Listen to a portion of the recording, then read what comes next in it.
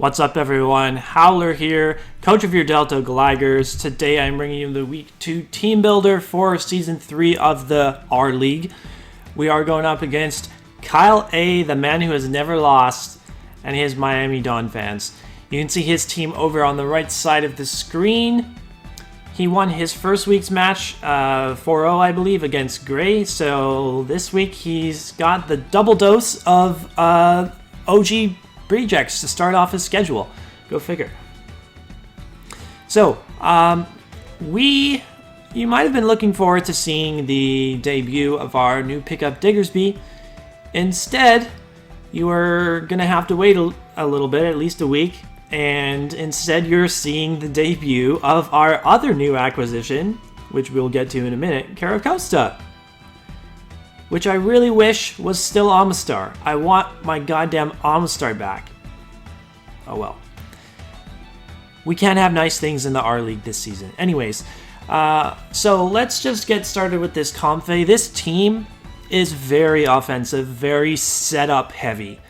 I feel like there's excuse me, I can't speak. I'm pretty nervous for this game, that's why I can't speak. I feel like there's a solid chance that I can get at least one of these three to set up and sweep Kyle's team. This Comfey is extremely good against his team other than Centiscorch. I feel like this could legit just like 1v1 his entire team if he doesn't bring Centiscorch. There's also Galarian Weezing, which you would think comes because it's this fairy type going up against stuff like Moltres and Dragapult. And Galarian Weezing can carry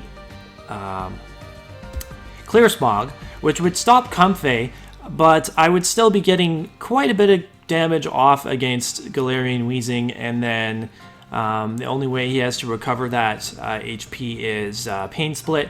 So Keyberry is a fun item choice here. If I switch in on a physical attack from something like Scrafty, then I'll get a +1 boost in defense, and that will boost the power of my stored power. So if I click Calm Mind once, stored power is at base 60 power. With an extra defense boost, it would be at base 80 power, so it's a little bit stronger and takes a bigger chunk off of the Galarian Weezing.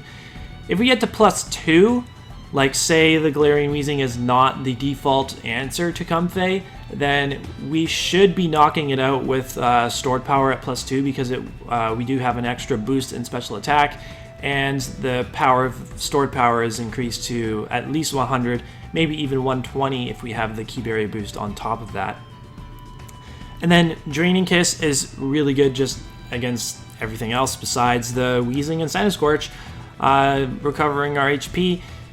The only thing with this is not going to catch Kyle off guard because it's not really like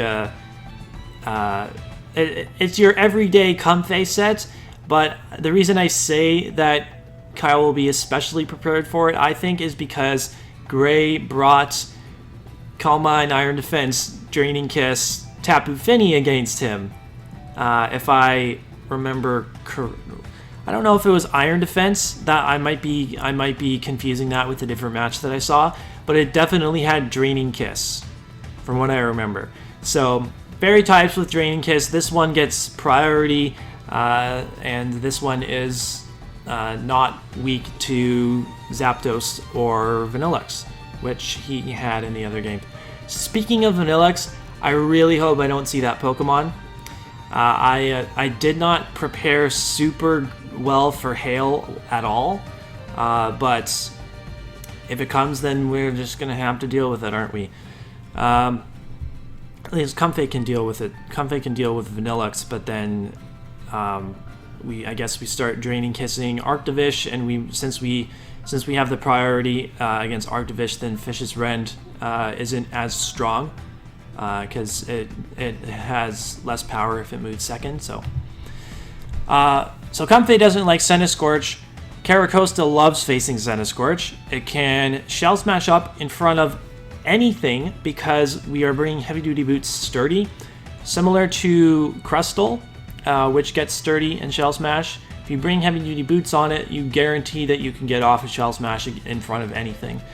So originally I was thinking, oh, I'll run Solid Rock Rindleberry so I can set it up in front of his Scent of Scorch, but this is just overall so much better.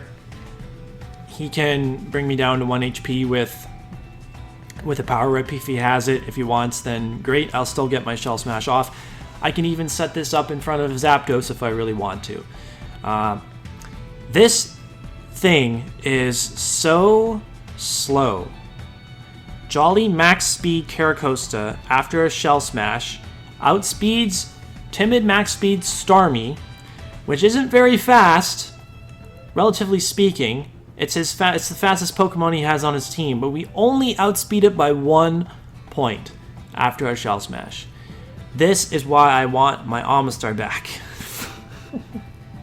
Anyways, yeah, so Stone Edge hits a lot of things. Liquidation hits Palossand. It's basically just Palossand that Liquidation is for. I want to be Stone Edging everything else except for Scrafty, which we have Superpower for, and if we can get rid of Scrafty, then that will really help our Dragapult. Setup mod number 3 is Moltres. If we get an agility and if we set up an agility in front of a Zapdos that clicks Thunderbolt against us, I think we just win the game. So that's kind of the idea with Moltres, because we did not bring Zapdos switch-ins. So yeah, like I feel like he has every reason to just click an attack with Zapdos against Moltres, and preferably we can keep rocks off the field here with the Moltres. We do have Rapid Spin on the Tentacruel, even though we're bringing boots on Caracosta. That might seem a little weird, but if we want Moltres to put in work, we are going to hopefully have Tentacruel clear the field from rocks for us. This could also possibly set up in front of Vanillux, because we would be taking super effective damage from a Blizzard or a Freeze Dry as well. But again, I'm hoping I don't see Vanillux. And Fiery Wrath and Air Slash are the only 2 moves that we need. Hits everything super hard. And then we are Nasty Plot as well, just in case we are going up against bulkier things like Scent of Scorch, Weezing, Palossand, or whatever, and we don't necessarily need the speed boost to beat those if we get a Nasty Plot off. If we get a Nasty Plot off, and we don't even need to be hit by a super effective attack, as we get brought below half HP, of course, Berserk is going to activate and we'll get to +3. So, yeah, I think this can put in a lot of work against Kyle's team. So this Dragapult now. This Dragapult is not your typical just drop it in and click buttons and pick up kills. This requires very careful play, and there's quite a bit of prediction involved with this set. So we're not... Oh shit, I have the wrong ability on Dragapult. I need to change that before the match. It needs to be Infiltrator. There's no reason to run Clear Body on Dragapult this week, because I am special, so I don't need to worry about Intimidate Scrafty, and I'm not switching this into Scent of Scorch Fire Lash. So we have Clear Body on our Tentacruel though, so that sucks. I'm gonna have to fix that.